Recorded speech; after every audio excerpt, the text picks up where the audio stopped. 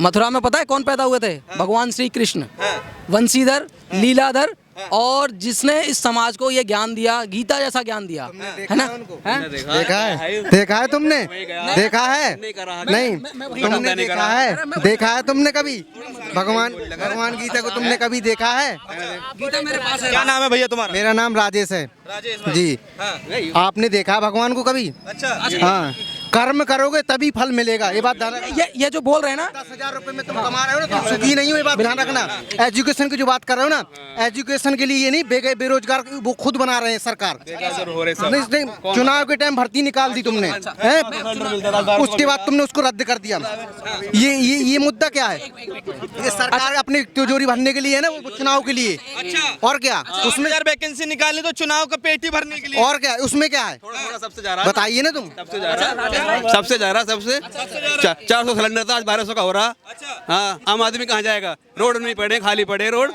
हाँ, बोल क्यों नहीं रहते? सुन का रहे पीछे ना ये गेम बना रखा था ना, दोनों भैया बता रहे, बोलिए ना। अच्छा राजेश भाई बात बताइए, आपसे 5 साल में क्या हो चुका है? सारे रोड खाली, सब नहीं पड़े, गड्ढे के गड्ढे भर रहे हैं उनमें। मुझे यहाँ 8 महीने हो गए देखते देखते, यहाँ की सड़क एक भी नहीं बनी। क्या यहाँ के मंत्री नेता को नहीं देखना चाहिए? किसका काम है ये? विधायक को देखना चाहिए ना। 8-9 महीने बोलो तेजपाल नगर का काम है। नहीं 8-9 महीने से उनने एक भी सड़क नहीं बनाई। चुनाव का टाइम आया, सड़क बनवा दी कि पब्लिक इससे खुशी हो रही, पब्लिक खुशी रहे। पब्लिक को क्या थोड़ा बहकाने के लिए, खाली और कुछ नहीं है जी। चुनावी माहौल के लिए सड़क बस बनवा दी। अच्छा एक सेकंड भैया, देखो भैया एक सेकंड, माइक पे बात करो, व्यक्तिगत मत हो। मैं यहाँ से चला जाऊंगा, तुम्हें यहीं रहना। ये भी इस रोड से रोज निकलेगा, तुम्हें भी यहीं रहना, ठीक है? ऐसा कुछ नहीं। हाँ, इधर आइए। ये कह रहे हैं कि अभी 800 जो 400 का सिलेंडर था, थोड़ा इधर आ जाओ ना, इधर आ जाओ। जो कह रहे हैं जो सिलेंडर 400 का हुआ करता था, अब वो 1200 का हो गया है। तो हाँ, देखिए, मैं पता नहीं इनका क्या हुआ है। मैंने कल ही सिलेंडर बुक किया था और कल ही डिलीवर हुआ है। 820 रुपये का आया है और आई थिंक उसमें सब्सिडी है। अरे भाई, मैं कल की बात कर रहा हूँ, मैं रिसेंट की बात कर रहा हूँ। और उससे पहले नहीं, फ्री में नहीं मिला भाई। कितनी है इनकम? कितनी है? नहीं, ये जो सिलेंडर इनकम कितनी है भैया ये पूछ रहे हैं आपसे, ये इनकम कितनी है? हमको खत्म है, हमारे कुछ नहीं है इनकम। 5,000 रुपए। हाँ, हो ही नहीं सकता। क्यों? तो कांग्रेस के राज में भी नहीं था 5,000। आपको भी 12,500 हमें कहीं सैलरी मिल नहीं रही।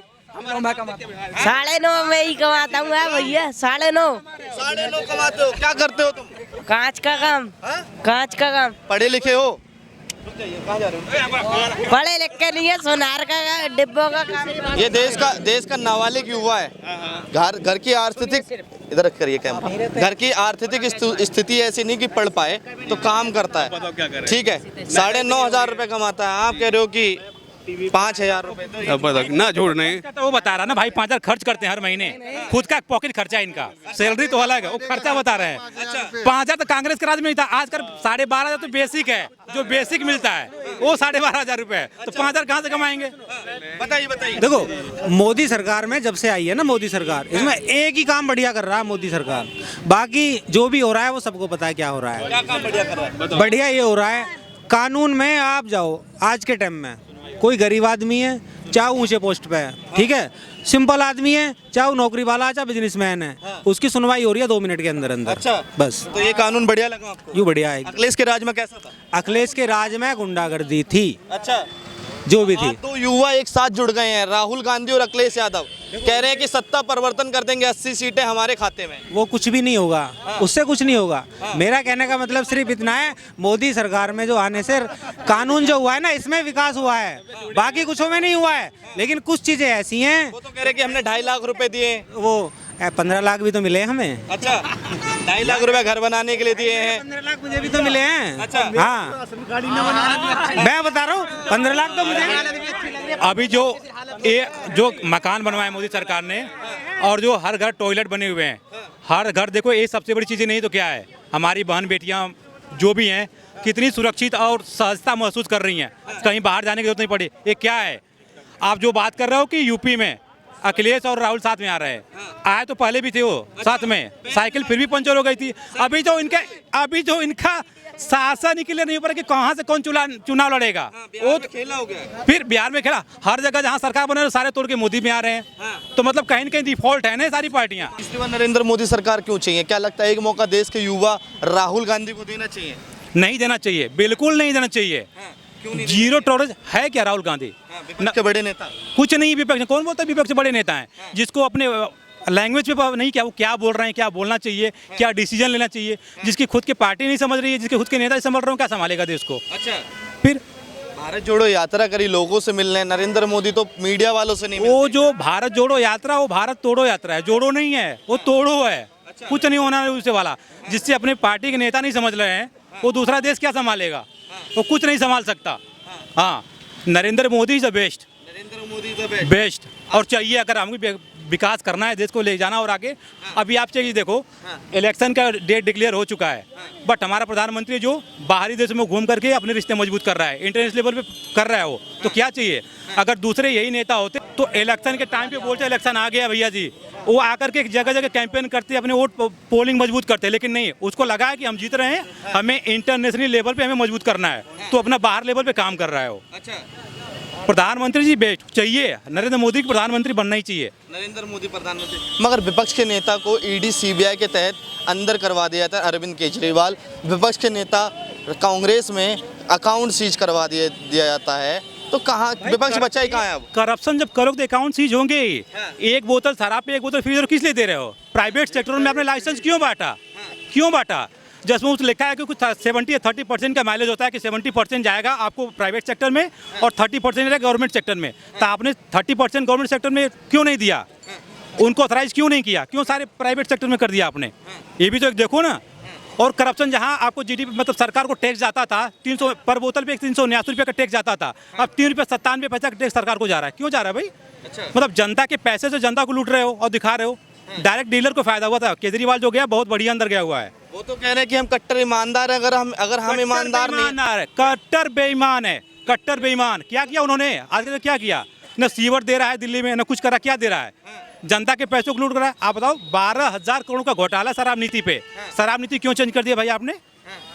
शराब नीति क्यों चेंज कर दिया? जनता के पैसों को क्यों लूट रहे हो? मतलब दिखा कुछ और रहे हो। एक बताओ, पूरी विपक्ष लड़ रही है एक व्यक्ति के खिलाफ, क्यों लड़ रही है? क्या है उसमें?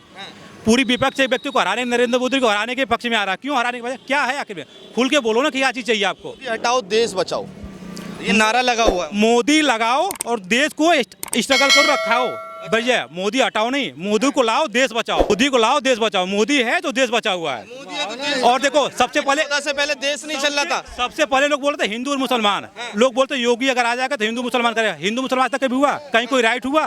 कुछ नहीं हो रहा है भाई। जो हिंदू है वो मुस्लिम है, अगर नियम है तो सबके लिए है, चाहे वो हिंदू हो चाहे मुस्लिम हो। राशन बट रहा है, हिंदू को भी मिल रहा है, मुस्लिम को भी मिल रहा है। कोई भेदभाव नहीं है। हमें यही सरकार चाहिए जो भेदभाव न करे। अच्छा, ये भेदभाव नहीं कर, बिल्कुल भेदभाव नहीं कर रही है। अच्छा, राम मंदिर बनवा दिया और बाबरी मस्जिद तोड़वा दी, भेदभाव नहीं है? कहाँ राम मंदिर बना? बाबरी मस्जिद बनाने के दोबारा वहाँ पे मस्जिद का निर्माण करवा रहा है ना। सबसे ज्यादा डोनेशन सरकार दे रही है। और जो राम मंदिर बना हुआ है, कितने पैसे सरकार ने दिया? किसने दिया? जनता के पैसे से बना हुआ है। और जो वहाँ पे मस्जिद बन रही है, सबसे ज्यादा डोनेशन हिंदू पक्ष सरकार। और जो राम मंदिर बना है ना, सबसे ज्यादा डोनेशन मुसलमानों ने किया है। कौन बोलता है कि किसी को विपक्ष है? किसी को कुछ नहीं है। ये जो गलत फहमियाँ फैलाई गई थी कि राम मंदिर 370, ये कहीं कुछ नहीं भाई जी। सब बेटर है, सब बेटर है। क्या मोदी सरकार में सब कुछ अच्छा चल रहा है?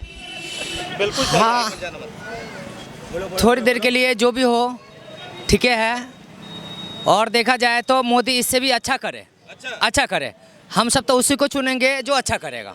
हाँ हाँ, जो अच्छा करेगा। तो मोदी अच्छा कर रहा है। हो या मोदी हो या कांग्रेस हो, चाहे जो भी हो। हाँ हाँ, या तो इस बार जो है ना वही उतरेगा, वही उतरेगा। हाँ, जिसने हम सबको देश को बनाया है। अच्छा, ये सब तो मिट ही जाएगा। हाँ, ये सब तो मिट ही जाएगा, जो बात है। हाँ, क्या नाम है तुम्हारा? अशोक। अशोक भाई, थोड़ा सा ऊपर आइए। कहाँ से आए हो अभी? मैं अभी ऑफिस से आया हूँ। ड्यूटी से आए हो? हाँ। कितना मिल जाता है महीने का? मैं 25 ले रहा हूँ। 25? हाँ। मगर विपक्ष कह रहा है कि बेरोजगारी बहुत है। विपक्ष कह रहा है बेरोजगारी बहुत है। काम नहीं करे तो बेरोजगारी। अच्छा, एक बात भाई, आपके हिसाब से बेरोजगार कौन होता है? जो काम करता है वो बेरोजगार होता है, जो काम करना नहीं चाहता वो बेरोजगार होता है। नहीं करना चाहता वो दैट्स इट, सीधी सी बात है। आप चाहें, आप यहाँ पे इतने लोग इकट्ठे हैं, मेरे हिसाब से सभी कुछ ना कुछ कर रहे होंगे, बेरोजगार कोई नहीं होगा इनमें से। है कोई भाई बेरोजगार आप में से? सभी ड्यूटी करके ही आए होंगे आप लोग, है ना?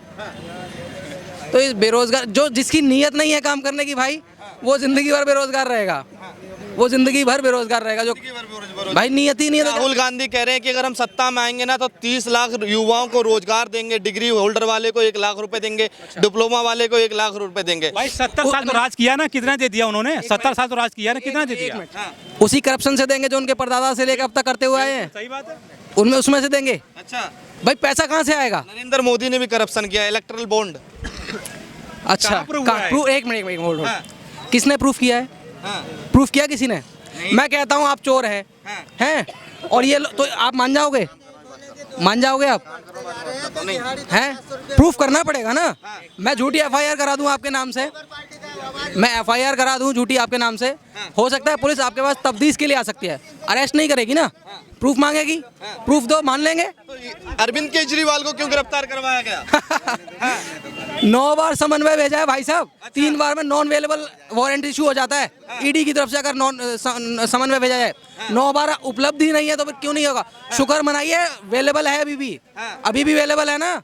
और कोई होता तो नॉन अवेलेबल वारंट होता उसके लिए, छूटता। तानाशाही की सरकार चल रही है, हिटलर शाही की सरकार चल रही, विपक्ष का आरोप कर रहे हैं। किसे कहते हैं तानाशाह? आप ये बताइए, आपके हिसाब से तानाशाह कौन है? तानाशाह वो होता है जो अपने बारे में सोचे, लोगों के बारे में ना सोचे। मोदी जी ने इतनी योजनाएं दी हैं। अभी मेरे पास कल भी कॉल आया था, एक मेरी वाइफ जब प्रेग्नेंट थी तो उसको 5,000 रुपये सरकार की मातृ योजना, एक योजना है, उसके तहत मिले थे। ठीक है, कुछ दिन पहले मुझे उज्ज्वला गैस योजना का लाभ भी मिला है यहीं से। ठीक है, दूसरी चीज़, आप इंफ्रास्ट्रक्चर देख लीजिए इंडिया का। ठीक है, रोड बन रहे हैं, यहीं का माहौल देख लीजिए। 5 साल पहले, 10 साल पहले यहाँ ये कैसा था, और यहाँ का आपको माहौल चेंज मिलेगा। यहाँ भी डेवलपमेंट है, तो फिर कैसे तानाशाह कह सकते हैं आप इसे? डिक्टेटरशिप वहाँ होती है जहाँ लोगों की भलाई नहीं होती। अच्छा, यहाँ लोगों की भलाई की बात होती है, आपकी बात होती है एजुकेशन पे। ठीक है, अगर आप पढ़े लिखे होंगे तो ऑब्वियसली बात है कि आप खुद अपने लिए रोजगार बना सकते हैं। आज एजुकेशन पे, प्राइवेट एजुकेशन पे 18% की जीएसटी है। मेरा सवाल सुनिए सर, एक सेकंड आप पे मैं आपसे भी बात करूँगा, आ जाइए ना थोड़ा सा आगे। सवाल ये है कि अगर कोई युवा अगर प्राइवेट सेक्टर में पढ़ने जाता है तो उस पर 18% की जीएसटी है। कोई गाड़ी लेने जाता है तो उस पर 8% की जीएसटी है। अगर कोई ट्रैक्टर लेने जाता है तो उस पर 12% का लोन टैक्स लगाया जाता है। उस पर क्या कहेंगे आप?